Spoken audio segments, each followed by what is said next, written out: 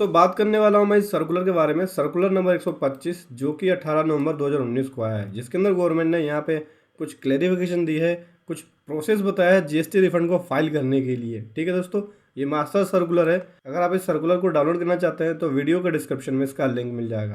तो दोस्तों यहाँ पे है अनेक्शर ए, जिसके अंदर बताया है गवर्नमेंट ने कि जब आप ऑनलाइन फाइल करेंगे तो क्या क्या चीज़ें आपको देनी है और कौन कौन से सपोर्टिंग डॉक्यूमेंट अपलोड करनी है।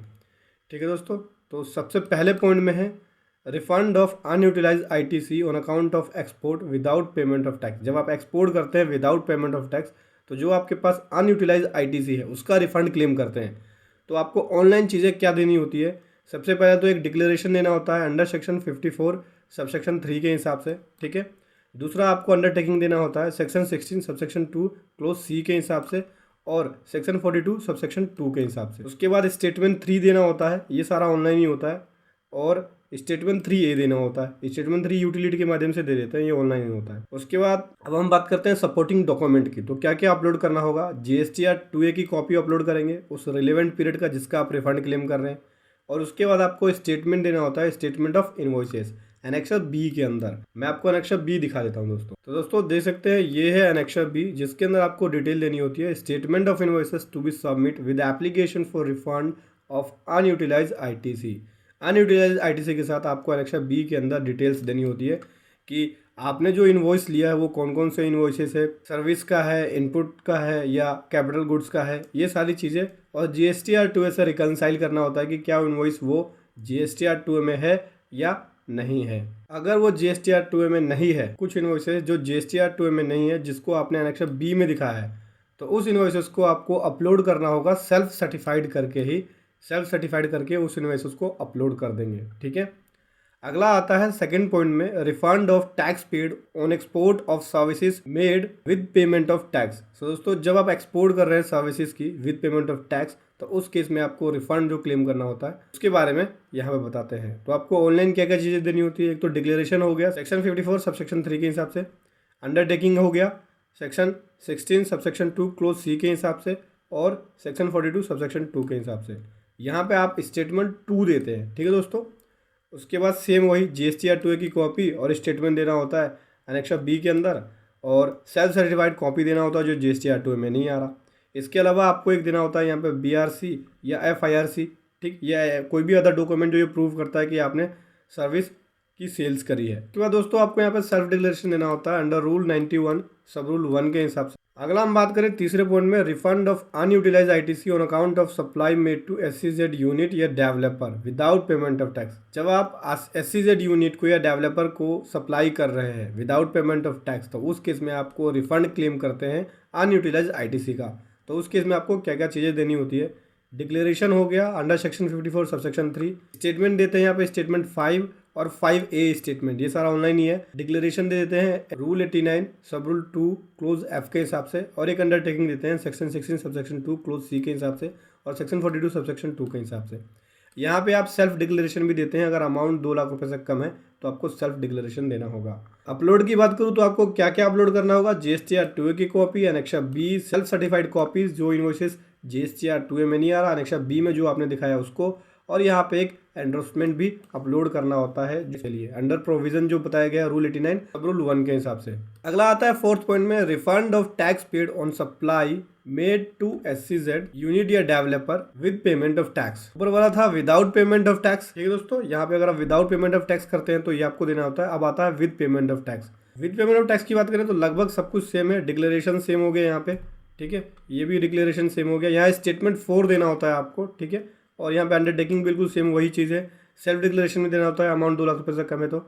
बाकी यहाँ पे बाकी सारी चीज़ें सेम है। जीएसटीआर 2A की कॉपी आप अपलोड करते हैं, यहाँ पे सेल्फ सर्टिफाइड कॉपी अपलोड करते हैं अगर 2A में इन्वॉइसेस नहीं आ रहा उसको, और यहाँ पे सेल्फ डिक्लेरेशन देना होता है अंडर रूल 91 सब रूल 1 के हिसाब से, और एंडोर्समेंट देना होता है, एंडोर्समेंट को अपलोड करना होता है जो रूल बताया 89 सब रूल 1 के हिसाब से। अगला है पांचवा refund of ITC unutilise on account of accumulation due to inverted tax structure. Inverted tax structure की वजह से अनयूटिलाइज आईटीसी का जो आपके पास इकट्ठा हो गया उसका आप रिफंड क्लेम करते हैं। डिक्लेरेशन हो गया पहला सेक्शन 54 सबसेक्शन 3 के हिसाब से, एक डिक्लेरेशन हो गया सेक्शन 54 सबसेक्शन 3 क्लोज सेकंड के हिसाब से। उसके बाद अगला डिक्लेरेशन देना होता है आपको अंडरटेकिंग के अंदर। अंडरटेकिंग वही सेम चीज़ है, सेक्शन 16 सबसेक्शन 2 क्लोज सी के हिसाब से और सेक्शन 42 सबसेक्शन 2 के हिसाब से। यहाँ पे स्टेटमेंट 1 देना होता है, ये यूटिलिटी के अंदर देते हैं, हम अपलोड करते हैं डिटेल इन्वॉइसेस की, और स्टेटमेंट 1 देते हैं, ये ऑनलाइन देते हैं, और एक सेल्फ डिक्लेरेशन देते हैं अगर अमाउंट 2 लाख रुपये से कम है तो। उसके बाद यहाँ पे कॉपी ऑफ GSTR 2A को अपलोड करते हैं और एनेक्सा B को अपलोड करते हैं। मैंने बताया आपको एनेक्सा B अपलोड करना होगा आपको। एनेक्सा B के लिए मेरे पास एक और भी चीज़ है, ये देख सकते हैं दोस्तों, ये है मेरे पास एनेक्सा B, मेरे पास एक्सेल फॉर्मेट है एनेक्सा B का, तो आप चाहे तो इसे डाउनलोड भी कर सकते हैं, वीडियो के डिस्क्रिप्शन में इसका लिंक मिल जाएगा, यहाँ से आप एनेक्सा B को ईजिली प्रिपेयर कर सकते हैं। उसके बाद आपको सेल्फ सर्टिफाइड कॉपीज देनी होती है इनवॉइसेस की, जो GSTR 2A में नहीं आ रहा, जिसको आपने एनेक्सा B के अंदर दिखाया है, उन सभी इनवॉइसेस को अपलोड कर देंगे सेल्फ सर्टिफाइड करके। यानी कि दोस्तों जब भी आप रिफंड क्लेम करेंगे तो आपको 4 सपोर्टिंग डॉक्यूमेंट अपलोड करने का ऑप्शन मिलता है, आप 4 सपोर्टिंग डॉक्यूमेंट को अपलोड कर सकते हैं। आता है दोस्तों छठा, refund to supplier of tax paid on deemed export supply. यहाँ पे जो है रिफंड जो सप्लायर को मिलता है जब वो डीम्ड एक्सपोर्ट सप्लाई के ऊपर टैक्स पे करता है।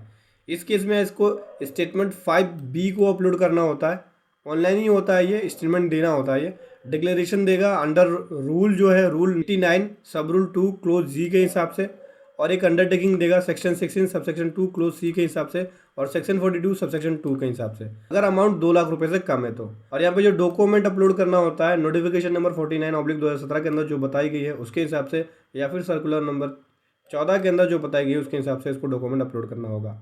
अगला बात करूँ 7वें पॉइंट में, refund to recipient of tax paid on deemed export supply. यहाँ पर रिफंड जो मिलता है वो रिसिपेंट को मिलता है जो उसने टैक्स पे कर रखा है डीम्ड एक्सपोर्ट सप्लाईज के ऊपर, ठीक है। तो इसके अंदर स्टेटमेंट 5B अपलोड करना होता है, डिक्लेरेशन देना होता है रूल 18 रूल 2 क्लोज जी के हिसाब से, अंडरटेकिंग देना होता है सेक्शन 16 सबसेक्शन 2 क्लोज सी के हिसाब से और सेक्शन 42 सबसेक्शन 2 के हिसाब से। डॉक्यूमेंट जो अपलोड करना होगा सर्कुलर नंबर 14 के हिसाब से जो 6 नवंबर 2017 को इशू हुआ है उसके हिसाब से डॉक्यूमेंट अपलोड करेंगे। साथ ही साथ इनको सेल्फ डिक्लेरेशन भी देना होता है अगर 2 लाख रुपए से कम है अमाउंट तो।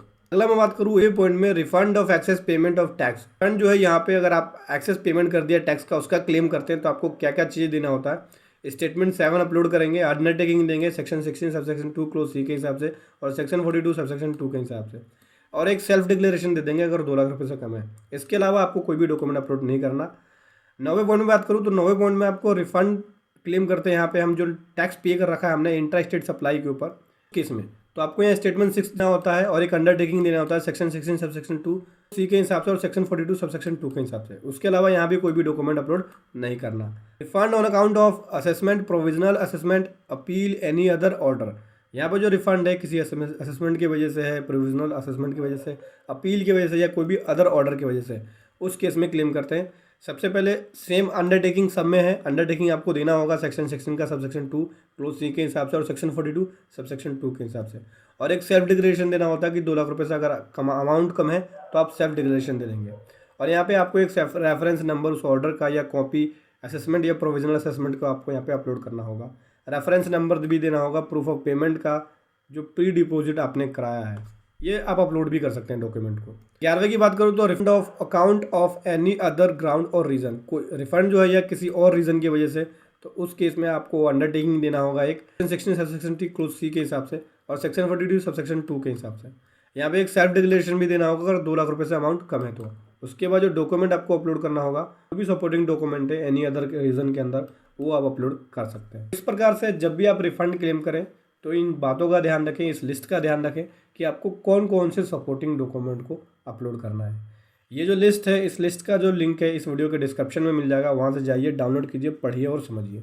ये था एक बहुत ही मोस्ट इंपॉर्टेंट वीडियो जो मैं आपके सामने लेकर आया। वीडियो कैसी लगी ज़रूर बताएं, मन में जो भी क्वेश्चन हो दोस्तों कमेंट बॉक्स में लिखें और इस वीडियो को ज़्यादा से ज़्यादा शेयर कर दें, क्योंकि जितना ज़्यादा आप शेयर करते हैं खुशी मिलती है और मैं इस तरह की वीडियो आपके सामने लाता हूँ। लाइक कीजिए, शेयर कीजिए। Thank you so much. जय हिंद, वंदे मातरम।